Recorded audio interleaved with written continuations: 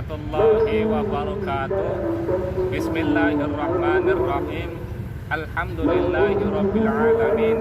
Wabihi nasta'in wa ala umuri dunya waddin. Wassalatu wassalamu ala asyrafil anbiya'i wal mursalin sayyidina wa maulana Muhammadin amma ba'du. Yang saya muliakan dan saya taati kepada dosen pengampu mata kuliah pengantar sejarah peradaban Islam, yakni Bapak Muhammad Effendi. Semoga beliau selalu dirahmati oleh Allah Subhanahu wa Ta'ala.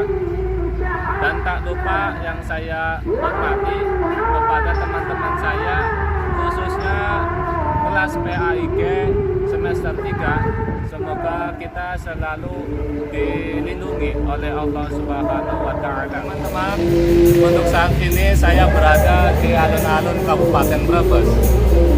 Alun-alun merupakan suatu hamparan tanah yang luas yang digunakan oleh masyarakat sekitar sebagai pusat perolahragaan ataupun pusat perekonomian yang digunakan oleh masyarakat sekitar. Hampir setiap daerah memiliki sebuah alun-alun. Di kabupaten sendiri, Kabupaten Brebes, alun-alun sering digunakan sebagai upacara adat ataupun upacara-upacara resmi yang dilakukan oleh warga Brebes. Selain itu, alun-alun Brebes juga digunakan sebagai pusat rekreasi dan pusat perolahragaan. Seperti yang kita lihat pada sore hari ini, banyak masyarakat yang mengunjungi alun-alun Kabupaten Brebes ini. Selain itu, alun-alun Brebes juga digunakan sebagai pusat perekonomian. Di samping alun-alun Brebes, banyak sekali pedagang kaki lima yang berdagang di pinggiran jalan sebagai pusat ataupun suatu penghasilan yang dibawakan oleh masyarakat-masyarakat yang ada di sekitar Brebes. Di Jawa Tengah memiliki beberapa daerah.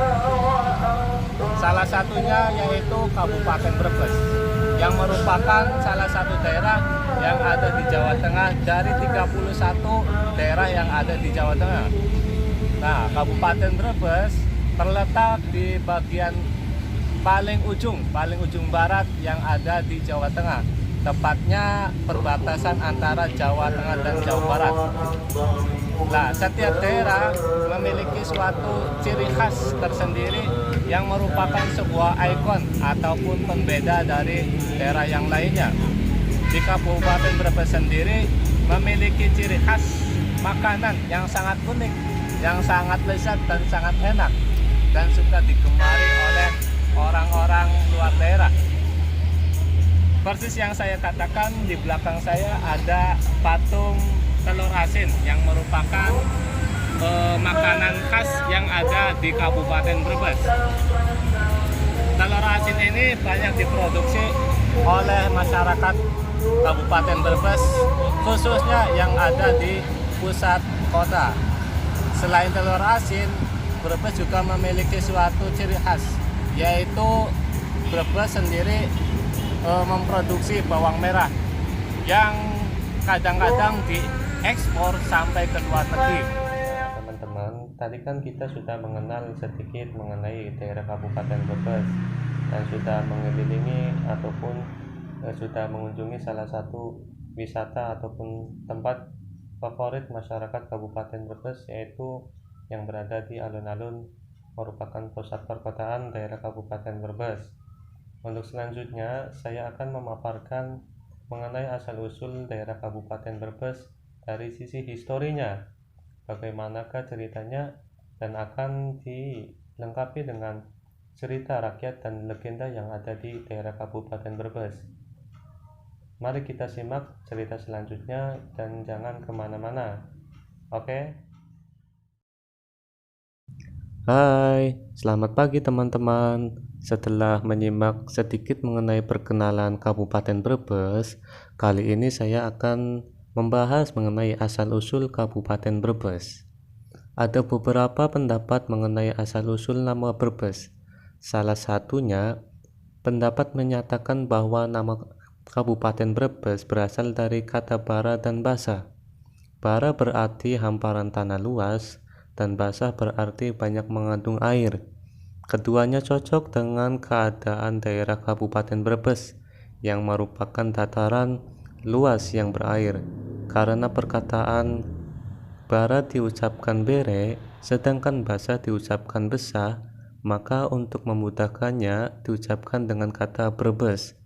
Dalam bahasa Jawa, perkataan Brebes atau Brebes berarti tansah metu banyune, yang berarti selalu keluar airnya.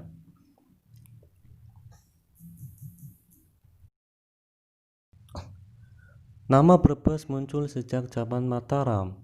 Kota ini berderet dengan kota-kota tepi pantai lainnya, seperti Pekalongan, Pemalang, dan Tegal.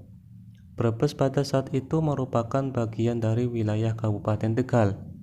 Pada tanggal 17 Januari 1678 di Jepara, diadakan pertemuan adipati kerajaan Mataram se-Jawa Tengah, termasuk Arya Martalaya, Adipati Tegal, dan Arya Martapura, Adipati Jepara.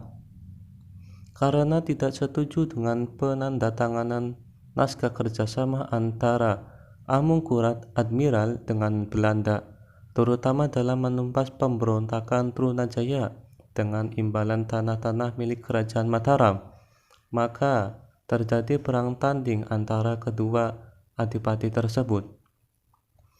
Peristiwa berdarah ini merupakan awal mula terjadinya Kabupaten Brebes dengan bupati berwenang.